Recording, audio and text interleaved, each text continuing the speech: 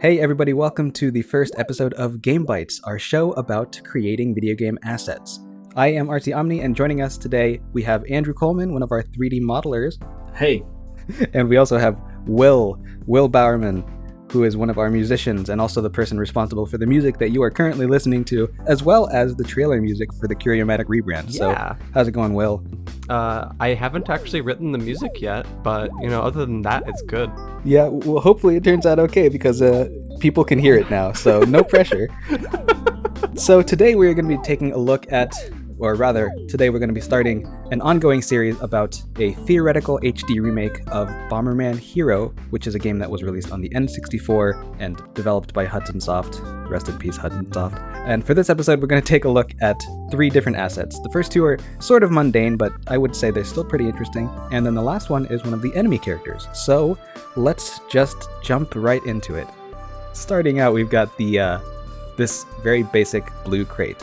As you can see, it's very low-res textures, the most primitive cube you can think of. And so when it comes to trying to figure out how do we interpret this in a way that's actually interesting, we had to kind of extrapolate a lot based on the sort of arbitrary designs, like this techie-looking lines that they drew all over this, I think, 32-pixel texture.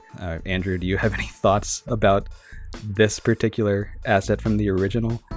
I think you have more to say about it than I do, because I made a version first of the box, and then you took over from there, and then it changed completely and made a lot more sense. Oh yeah, that's right. Yeah, so you made that original version, then you sent me a screenshot, and then I decided, you know what, we can do more with this. So I started drawing on top of it some extruded forms that kind of give it more dimension, and then from there I just went a little bit crazy.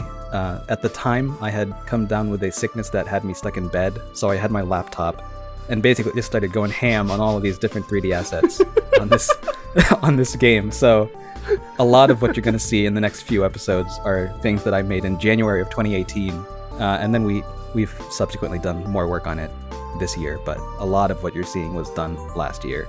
This was the first asset that was made for this project, right? I think so. I'm not really sure, actually. Or was it the Bomberman model that came first? No, definitely not that. Okay. But from there, I guess I started trying to think about, when you look at the gameplay of Bomberman blowing up a box, it kind of just breaks apart into different triangles, which is, I think, the actual triangles of the mesh. And so I was trying to think about what should this box look like when it actually gets destroyed. So I thought maybe these weird blue brackets that are all around the edges here are holding it together. So once you blow it up, they all fly off, and then the 6 faces of the cube kind of just unfold like they would normally. So I came up with sort of a mock-up of what that might look like once the particle effect had run its course. And there's a few versions that we did. Andrew kind of went crazy trying to reiterate this box over and over again to make it perfect. We were noticing when we were looking at the box within the context of the level, the lighting on it made it kind of lose some of the detail. So Sean actually had this great suggestion to put a little bit of sort of ambient occlusion in the cavities where the concave corners are, and that helped a lot to create that sort of distinction. And then I do actually have a quick question. So on some of those earlier versions, it looks like the clamps on each edge of the box are a lighter blue. Is that the lighting, or is that the actual texture? No, that's actually the diffuse color. Oh, okay. Yeah, because you can see in the source, the original box, the handles are a slightly different shade of blue. It's a very subtle difference, but I would say it was enough to make us kind of want to push it further. Right. Just to create some visual interest, I think. Yeah. Okay, well, cool. Yeah, because I think when it comes to trying to make an HD remake in general, Mario Odyssey is one of those really, really big references that we look at, just to see how they tried to lean into realism a bit, but still keeping a lot of the stylization of the Mario franchise there, because Bomberman as a franchise is fairly cartoony. So if we're going to do an HD remake, we want to bring in some of that really nice PBR realism, but in a way that still feels like it's within the scope of the style of the franchise. I have a question for you, kind of. Sure.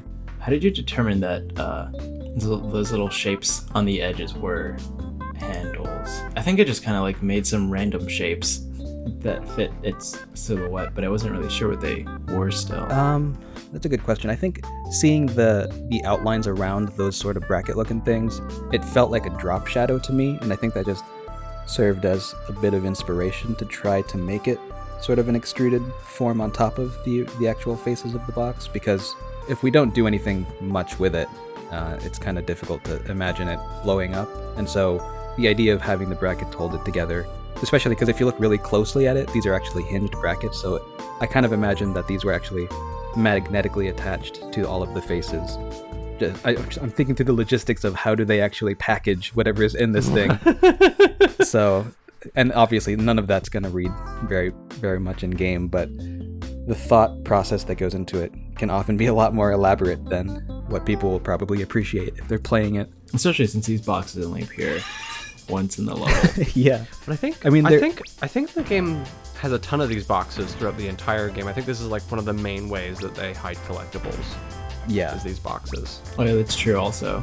Yeah, so it's a fairly standard prop that they use throughout the game, so I wanted to give it sort of enough care so that a reused asset, feels substantial in a way.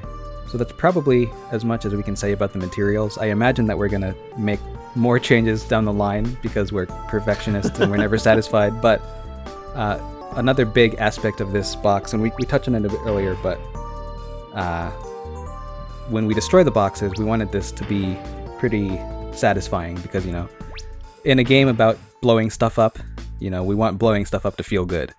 So we wanted these boxes to really feel like some pretty significant destruction, and the inspiration for this kind of came from that one mock-up that I did, and then we realized that it has some similarity with another game, which I'm sure Andrew has a lot to say about. You're talking about Sonic Generations now? I am talking about Sonic Generations. Yeah, okay. So in Sonic Generations, I noticed while looking at some of the models, they have parts specifically for when the model blows up that is not used until it's not actually used in the model until then, and it's just like little bits and bobs. So the parts that fly off when they get blown up are parts of the actual enemy, but they're not necessarily to scale with what the enemy looked like. Like they're all kind of homogenized in scale, and then they don't even seem to put them in the position that they were relative to the enemy's body. So they just kind of generate these particle meshes wherever they want, kind of randomly, and they don't even represent the whole enemy. Like these robots have a lot more parts that could be shown, but they really only show like that dorsal fin and the tail and the I don't know, the joint between the tail and the body, but they don't show everything. So I think that kind of keeps the clutter down. In a Sonic game, you don't want too much clutter, but with Bomberman, we want to see all these things fall apart because we're destroying things. I just think it's kind of funny that for Bomberman, for the actual source game,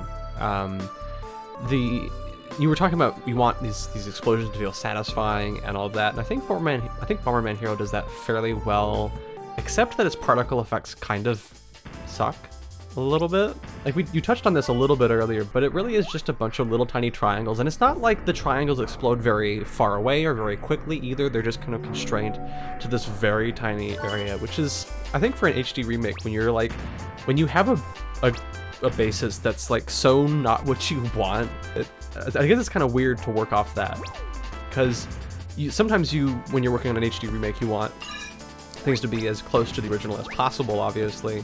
That's kind of like the goal. But then when you have particle effects like that, which really wouldn't look remotely right with the level of detail that you're operating on, I just kind of think it's funny that you have to completely rethink it. We were talking about this the other day also. The crate especially, for some reason, it has some kind of delay when you explode it in the original game. Like the bomb will hit and the explosion radius will go off, and then it'll take like 0.75 seconds for the crate to even react to anything. There are a few enemies that are like that too. Which honestly, in a cartoon setting, oftentimes you want the result to be even more exaggerated than it would be in real life, because in real life things tend to just get decimated. But you want this to kind of feel kind of zany, so things flying around and colliding with the walls can have a lot more oomph to it, for lack of a better word. Yeah, and then to make the meshes react in a way that makes sense to the bomb's location. Instead of having these be one mesh, they're actually like a collection of 5 faces and 20 separate handle pieces that all fly out as soon as the bomb explodes. Right. And we decided to not make it super accurate as far as the bomb's position when it blows up, right? We decided, actually, let's just have these sort of collapse in an arbitrary way. I'm not actually sure if that's how it's functioning currently. Actually, currently it destroys 3 of the faces, and it spawns 3 faces as particles that like fly out randomly and then go through the floor. And then the remaining... What did I say? 5 faces. There's 6 faces. How many faces are in a cube? But right. So it destroys 3 of the faces, and then those 3 that are destroyed are spawned as particles that go flying, and then the other 3 that are remaining react to the force of the bomb from its location. So if you throw it from one side, all the faces will be blasted to the other side. So it's sort of a hybrid between the 2 extremes then. One's really realistic and one's cartoony. Because I know in things like Mario Odyssey, they often just have things collapse in an arbitrary way. I was looking at Mario Galaxy when you destroy a crystal that holds things, like kind of a container in Mario Galaxy. There's like particles that get spawned that are just 2D, and then there's these 3D mesh particles that have a little bit of physics. They bounce on the ground a little bit, but then they kind of shrink, and it's not super realistic, but it still feels satisfying as a physical interaction. So something between realism and stylization, I think, is a good happy medium for a game about blowing things up. If you try to make it too realistic, you kind of hit the point of like diminishing returns, like am I really getting that much extra out of the particles exploding in the exact direction the bomb would realistically launch them from, and things like that. Yeah, oftentimes when it's realistic, it's less satisfying too. Like if the bomb was very directional, if the blast blows all of the pieces in one direction, it kind of feels like, oh, that doesn't feel like an explosion as much as it was like pushed over. Like you just made a gust. Yeah. So trying to be too realistic can also be distracting. Like if the piece kind of flies out in front of the camera, then you don't want to obscure the player's vision. So you have to be kind of moderate about it.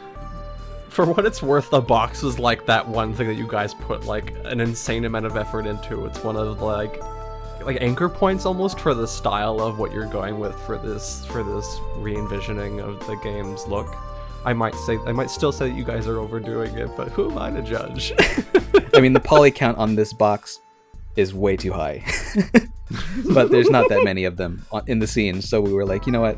This is probably something where we would use normal maps instead of actual geometry for these really intricate designs. But Andrew was like, no, we've got to keep it. We've got to use this, all of the power that I have on my PC to make this impossibly optimized game. This is actually not that bad now that I look at it, and when I'm looking at the vert count, it's currently 578 verts per face.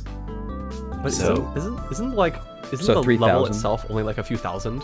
Well, yeah, but considering that I was looking at some Final Fantasy 15 models, and their eyelashes take up 1,000 verts. It's Final Fantasy 15, though. Yeah, but if we're making an HD remaster, why not? A little bit. Sure, Andrew. Sure, we'll go with that. But let's go ahead and move on to the second asset in this particular episode, which is this transceiver. I believe that's what we're calling it. I don't remember if that's officially what it's called. That's what the actual so the katakana, and I'm gonna butcher this terribly, but I can read it. It does say Toranshiba. Okay. So yeah, it's a transceiver. That's cool. what it is. So the transceiver in the game is basically the tutorial or hint system, where you just walk up and collect it, and then it'll pop up a dialogue box that tells you a thing that you need to know. And in this first level, it's purely tutorial based. So there's, I think, 2 or 3 in the level. I don't quite remember, but it's a pretty small asset, and there's not much to it. Thankfully, there's actual promotional artwork of the transceiver, which differs in some substantial ways to the 3D model. So in trying to figure out how we're going to adapt it, we had to think about how much of each one do we want to keep, because we kind of want it to be an amalgam of the two. but I think the in-game model is actually slightly more appealing in certain ways. Just the proportions of things like the I buttons. think the screen looks better. Yeah, the screen. It straight up looks like a Game Boy, and that actually dictated It does. our interpretation of it. So, looking at what we came up with, we kept the sort of speaker grill of the pre-rendered one. An interesting thing about that, I feel like the original, just the in-game model, kind of implies that those are just buttons. Right. Until you look at the promotional art. Oh, the speaker grill itself? Yeah, I can imagine that being like a keypad, I suppose, or a keyboard. They're texting each other on this transceiver. This massive, like, 1990s phone. Yeah. In keeping with that idea of a Game Boy screen, or a Game Boy in general, we decided to take actual gameplay footage, or a screenshot more so, of, what is this, the Bomberman Game Boy game? So this game is actually just called Bomberman GB.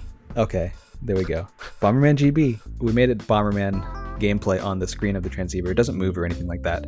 I thought it was a nice sort of Easter egg that if people look closely, which they can't look closely in the game because you can't zoom the camera, you have no control over the camera, but it's one of those things that if She Says made a video about it in Boundary Break, they'd point it out. Yeah, the start and B buttons are new too, right? Yeah. Yes. Very clever, Andrew. Very clever. Oh, does it have a little battery pack on the back? It does. It does have a little battery pack. You can see the seam where it would slide down. Right. Oh, that's so cute. And I even have like a little arrow and an indentation where you put your finger. You know, details. Nobody's gonna see it. No one but cares. It's there. It rotates 360 though. It so does. Maybe That's when it's true. 5 pixels tall on the screen while you're playing, you might be able to see it. Yep. Another interesting thing that we did that I think this is the only asset so far that we've optimized in any way, but the little geometric holes that you put in for the speakers, you turn them into a normal map. So it's just one face that has all those little holes in it. Was there a time when those were all modeled separately? Yeah. Oh my god, were they? Oh my god, they were. That's where we baked the normal map from. So that's it's based on that geometry. That's cool. But I remember in creating this, I was talking to Andrew and I was like, should we make this a normal map? I feel like this is not optimal. And you said, no, don't worry about it. And I was like, we should optimize it. That's just excessive. Because you've got like 16 verts or something around each of these holes, and then those are beveled, so that's 32 per hole. There's no reason to keep that geometry in a game. I mean, You're still pushing for it. All right, let's move on. Let's move on from that. Here's the most exciting one, I think. Probably to you. I think for us, the most exciting one is the box. But this one's pretty fun. So this is Pion Pion. I guess it's supposed to be onomatopoeia. That's the Japanese name. I don't know that there is an American name or a localized name. I don't think there are any American names for these. I don't know if we've found an American instructions manual. we do have an English manual, but they only go through like collectible items. So none of the enemy names are So in we there. don't actually. Yeah. Yeah. But there's not much to him. He's just a little bouncy boy. And thankfully, again, they have some promotional artwork where they drew the character with a lot more detail than you're really showing in the 3D model, which is really just a collection of sprites and then a couple of meshes here and there. I guess they couldn't really fully do the semi-sphere with sprites because the intersections would probably look weird, so they settled for as close of an approximation as they could to semicircles with a low poly count, and it looks pretty silly. But Are the eyes meshes, or are those sprites as well? The only meshes are the base and the ears. The ball, the eyes, and the springs are all sprites. Yeah, the spring is pretty visibly a sprite. It's very aliased, very visibly a sprite. But like it's kind of funny because they use a lot of shine to really make a lot of the objects that are sprites look much less like sprites. That's a good point. a lot of N64 games did that. Like Mario 64 did that with the big rolling balls and Bob on Battlefield, and because you couldn't feasibly do a convincing sphere on the N64, so instead just use a sprite with alpha and then make it shaded so that it looks pretty 3D. And even in Mario 64, looking at it at a glance, it looks pretty convincing. Like, it seems like it's actually a 3D sphere because there's no detail, there's no surface detail to hint at the fact that it's not actually 3D. It's just a really smooth, shiny ball.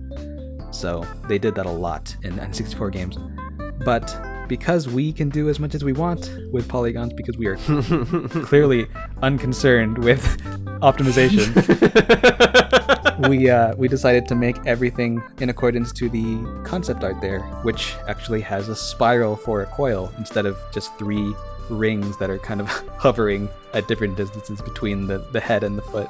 So we made an actual spiral, and in these early iterations, you can see I started out with pretty basic forms. Andrew called them ears. The ears have no detail on them. There's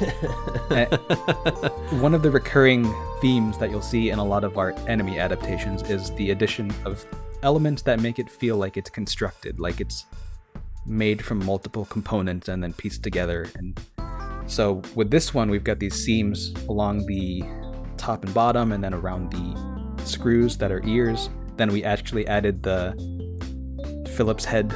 The bottom is pretty true to the 3D model, but with more than 5 sides, so that it actually feels kind of like a cymbal a little bit. And I kind of imagine it when it hits the ground, it could make a cymbal sound, but in the game, nothing like that happens, so we're not going to do that.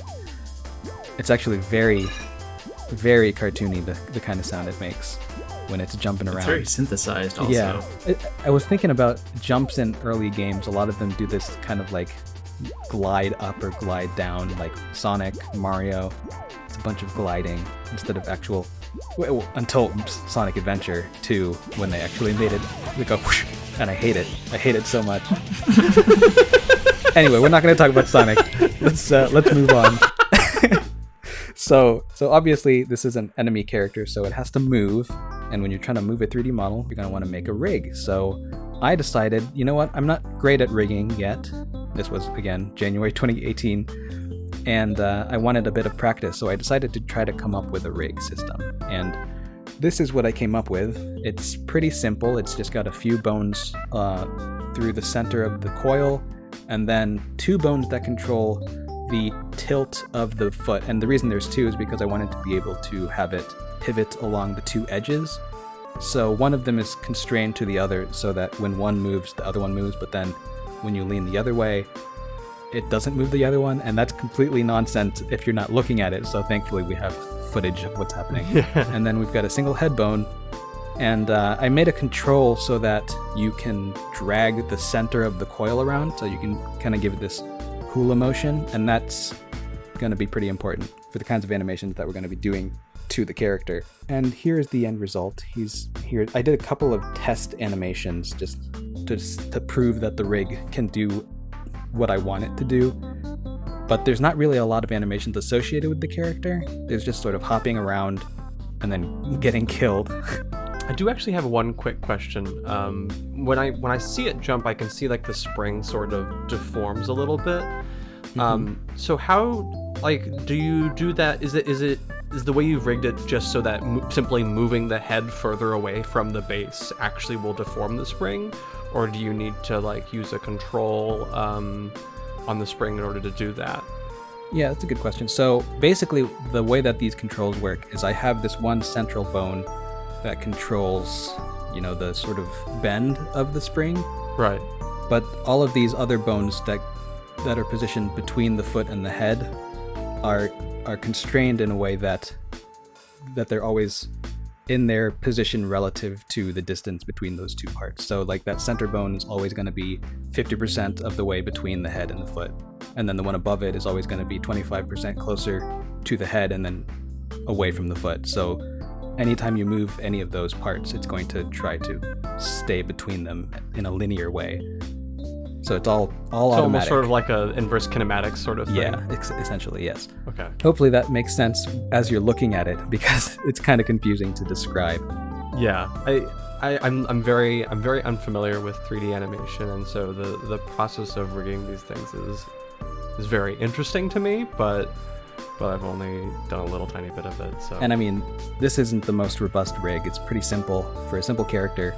As we continue to learn about rigging, we're going to be doing more complex animation.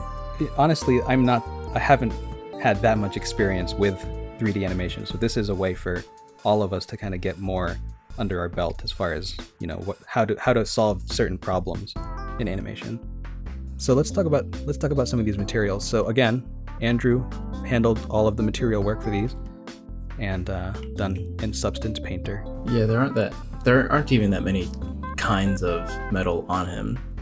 Just that, like the ears and the base are gold, and then the spring in the middle is like aluminum. And then we just added some slight roughness to his like ping pongy kind of textured head. Like I feel like we could go all out with like grunge and stuff, but I did that with the transceiver for a little bit once. I think I showed you, and like all the edges were worn and there's dust on top and everything.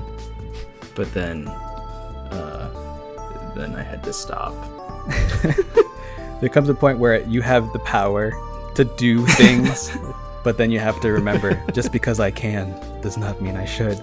I'm actually kind of curious about those grooves. Are those modeled, or are they part of the texture work? The grooves are actually modeled. So okay. Once again, we're going overboard. Although I believe the poly count on this one's still pretty tame, since it's pretty simple. But there's a lot of round elements, and that can often be difficult to convey without a lot of polys. So right, because we already have this sphere going, it was just another concentric edge loop around those sections. Oh yeah. There's maybe only a couple extra edges or a couple extra loops that we wouldn't have otherwise. So we're eventually going to have a death animation for this guy as well, and that's going to play into some of the same ideas that we had with the box, but we'll probably save that for another Game Bite. So I think that just about wraps up this particular episode. So any closing thoughts on these three assets? I guess the long come on that box. Yeah, we did. But I mean, these are all early assets, so it makes a lot of sense to spend a lot of time on them, especially because I think the Pion was the first enemy that you guys made, right? Yeah, I believe so. So it makes sense to, like, when you're like looking at what kind of direction you want to go in, that you spend a lot of extra time kind of deciding where your interpretation is going to be, so you have like a baseline for all the other enemy types. Yeah, for sure. And another interesting element that kind of feeds into that idea, once we're actually able to show you guys the Bomberman model, that I think was another one of those core elements, like core designs that informed the rest of the style. And so when we made the Smashified Bomberman, we took a lot of the design elements from that design and implemented them into the Bomberman model for this game. So that also stylistically started to feed into how we handled a lot of the enemy designs, because there's a lot of similar vocabulary between all of the different robotic characters, which includes pretty much everyone in this game. Yeah. Even the ones that are not very robotic, we're changing them to be robotic because I feel like thematically it fits better with the game. So also, it's good to point out that from what I've seen so far, from just like watching other tutorials from people who work in the industry, that what we're doing is pretty common for a lot of game design in general. Like they'll sketch out what they want the final game to look like in like a really quickly, just like a little scene in like a month or so. From that, they set the bar first as like the first thing they do, and then they'll go through and like try to optimize and figure out how everything should actually work. Yeah, for sure. And that sort of feeds into the idea of what we're doing with Game Bites, because every Game Bite that we make for this series is feeding into a larger vertical slice, and the name of that series, Vertical Slice, is based on the actual term that they use in game development, where they would develop a small section of a game from top to bottom and have it sort of feature complete.